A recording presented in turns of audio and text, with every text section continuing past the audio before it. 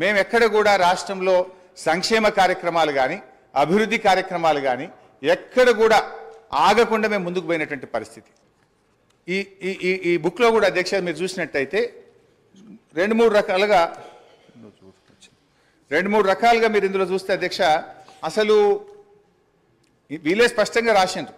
ప్రభుత్వ హామీతో ఎస్పీవీ ద్వారా సేకరించి ఎస్పీవీలు చెల్లించే రుణాలు అంటే స్పెషల్ పర్పస్ వెహికల్ ద్వారా సేకరించారు, వాళ్ళే రుణాలు చెల్లిస్తారు, రాష్ట్ర ప్రభుత్వ ఖజానా మీద భారం ఉండదు అని చెప్పి కూడా దాన్ని కూడా ఈరోజు రాష్ట్ర అప్పులుగా చూపించేటువంటి ప్రయత్నం. ఇందులో పేజ్ 24లో కూడా ప్రభుత్వం చెల్లించని మరియు ప్రభుత్వం హామీ లేని రుణాలు 59,414 కోట్ల రూపాయలని మీరే రాశారు స్పష్టంగా. కానీ మీరు ఏం చేసే ప్రయత్నం చేస్తుండ్రు, అన్నీ కలిపి మళ్ళీ లెక్కబెట్టి రాష్ట్ర ప్రభుత్వం ఈరోజు దాదాపు 6,71,000 కోట్ల రూపాయల అప్పు ఉంది అని చెప్తున్నారు. మీరే ఈ బుక్లో అంటారు, ఒకవైపు రాష్ట్ర ప్రభుత్వం చెల్లించని హామీ లేని రుణాలను రాశారు, ప్రభుత్వ హామీతో సేకరించి రాష్ట్ర ప్రభుత్వం ఎస్పీవీలే చెల్లించుకునే డబ్బులని చెప్పినారు. వాటినన్నింటినీ కలిపి అప్పులను ఎక్కువగా చూపించేటట్టు ఒక తప్పుడు ప్రచారానికి మీరు పాల్పడ్డారు.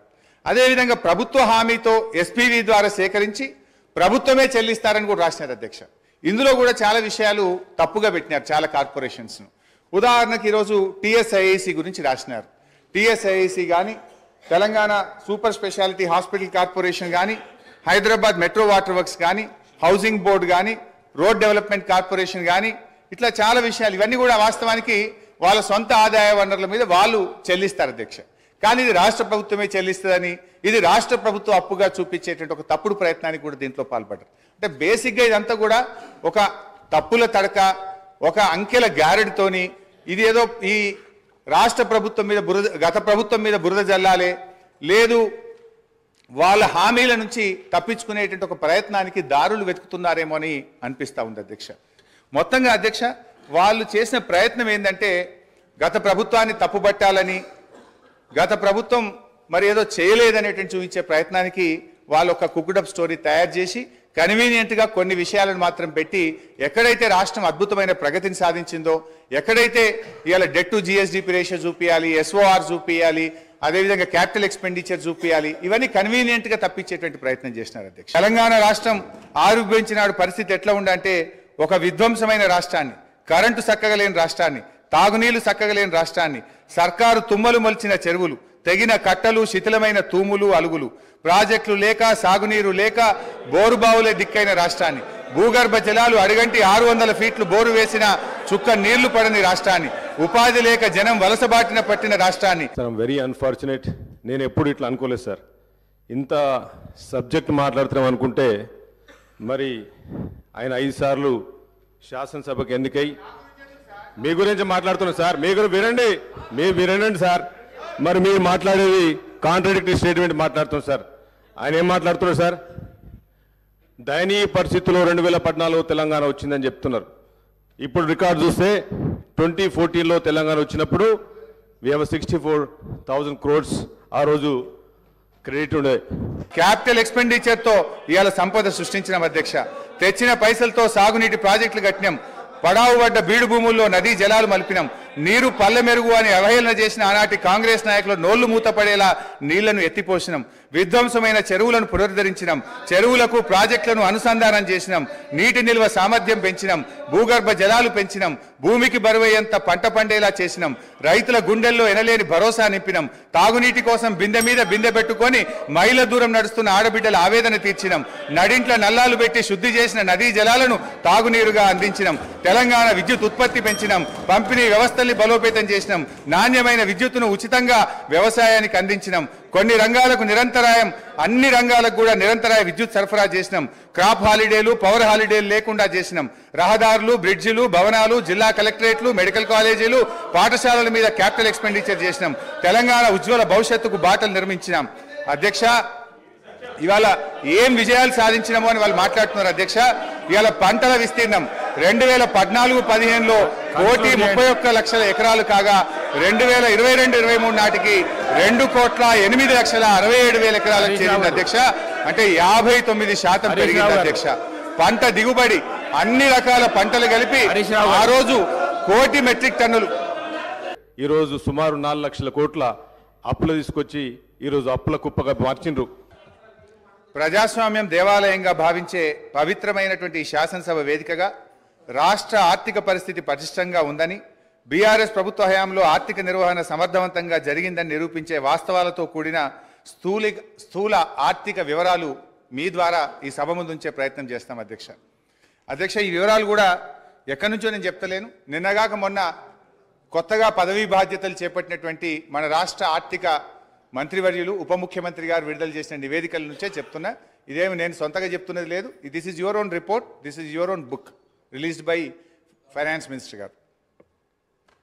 అధ్యక్ష, 2013-14 ఆర్థిక సంవత్సరానికి ఉమ్మడి ఆంధ్రప్రదేశ్లో ఆ రోజు 1,61,348 కోట్ల బడ్జెట్ పెడితే అధ్యక్ష, తెలంగాణ ఏర్పాటు కాగానే 2014-15 ఆర్థిక సంవత్సరానికి 10 జిల్లాల తెలంగాణ కోసం 1,637 కోట్ల రూపాయల బడ్జెట్ పెట్టినాం అధ్యక్ష.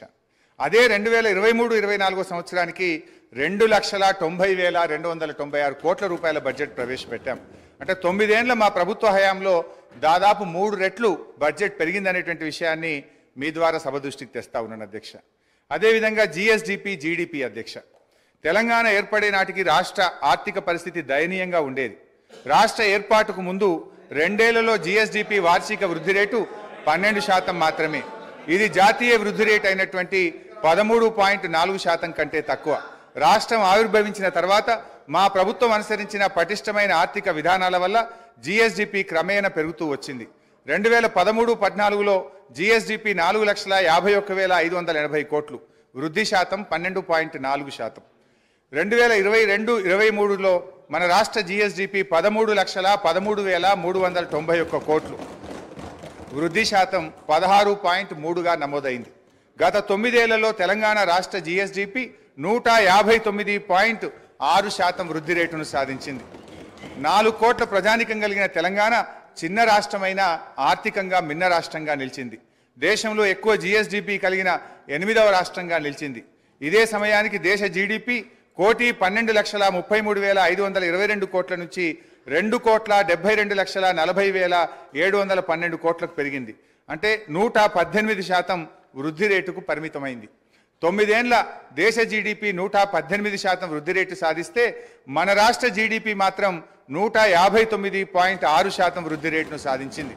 అంటే 41.6% అధిక వృద్ధి రేటును తెలంగాణ నమోదు చేసి మన మెరుగైనటువంటి ప్రగతిని ఇవాళ నమోదు చేసింది అధ్యక్ష.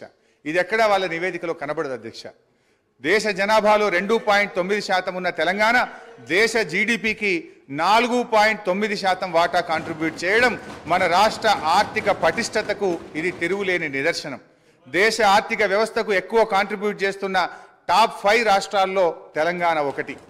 దయచేసి ఈ కీర్తి మసకబారేటట్లు ప్రచారం చేయకండి, అది విజ్ఞత కాదు. ఏ రాష్ట్ర ముఖ్యమంత్రి అయినా తన రాష్ట్ర కీర్తిని ఉన్నదానికంటే పెంచుకోవాలే కానీ ఉన్నదానికంటే తగ్గించుకోవడం ఇది మంచిది కాదు అని చెప్పి మీ ద్వారా తెలియజేస్తా ఉన్నాను అధ్యక్ష. వాళ్ళు ఏం మాట్లాడుతున్నారు సార్? ఈరోజు ప్రభుత్వానికి తెలంగాణ రాష్ట్రానికి పరపతి పోతుందని చెప్తున్నారు.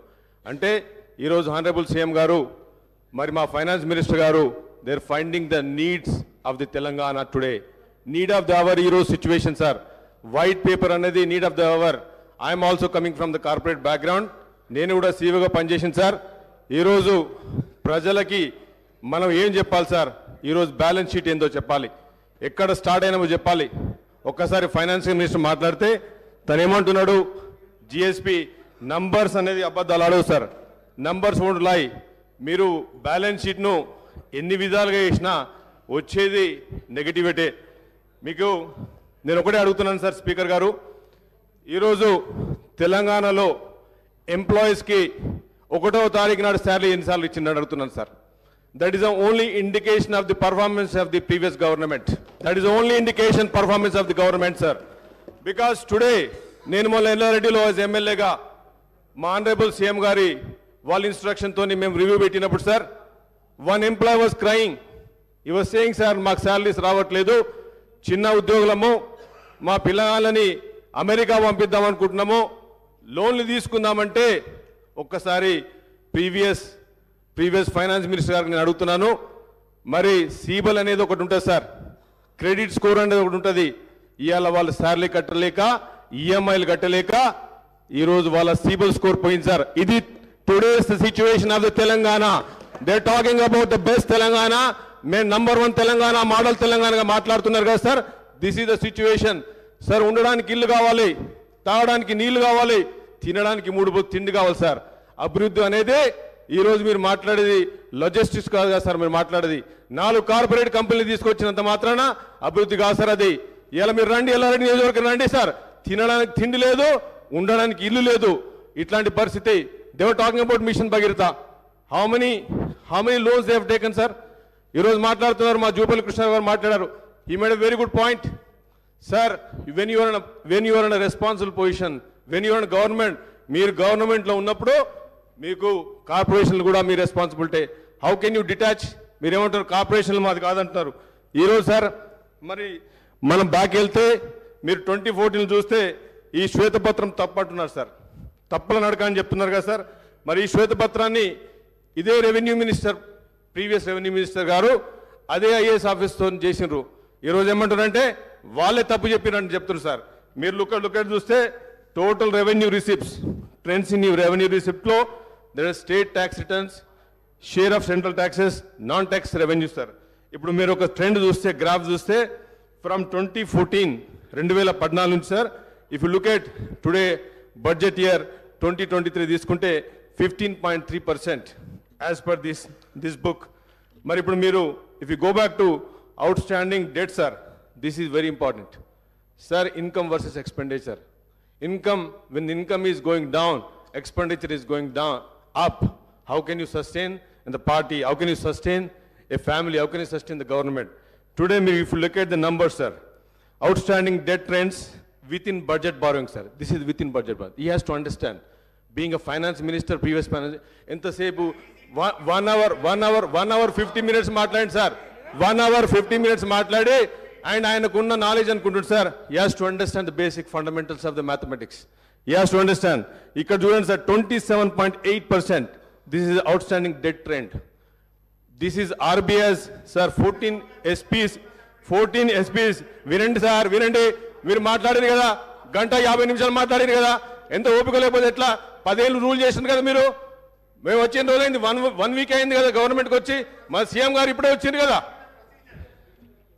ఇప్పుడే వచ్చారు కదా, సీఎం గారు ఇప్పుడే వచ్చారు కదా సార్. ఈరోజు టుడేస్ బడ్జెట్ సార్ అధ్యక్ష, ఈరోజు if look at this number sir, ఈరోజు total I'm just going very summary sir. I don't have much time కనుక మీకు సమ్మరీ చెప్తున్నా సార్. ఈరోజు situation indication of the previous government. ఈరోజు ప్రజలకు తెలవాలి సార్. ఇది సీఎం గారు చెప్పినారు, ఈరోజు ప్రజలకు తెలవాలి. వాళ్ళు అంటున్నారు మమ్మల్ని బద్నాం చేస్తున్నారు. తప్పు సార్, అది బద్నాం చేయట్లేదు.